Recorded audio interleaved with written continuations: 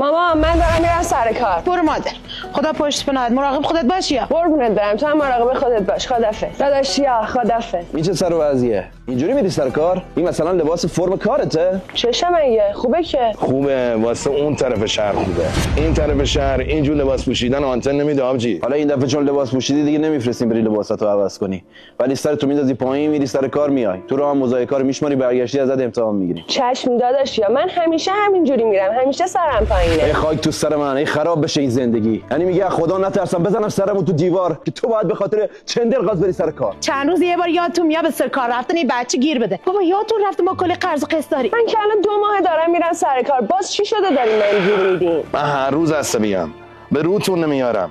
با خدا 2 تا دست بیشتر ندارم، وگرنه از دلم میشه شما بری سر کار. به والله اندازه 10 نفر دارم کار میکنم.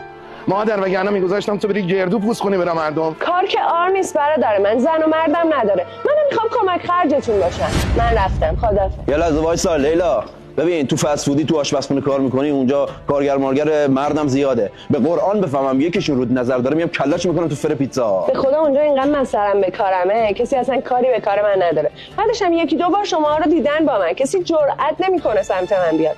بعدش هم دختر خودش تعیین میکنه کسی بهش نگاه بکنه یا نکنه. الانم دیرم شده، خدافظ. کجا؟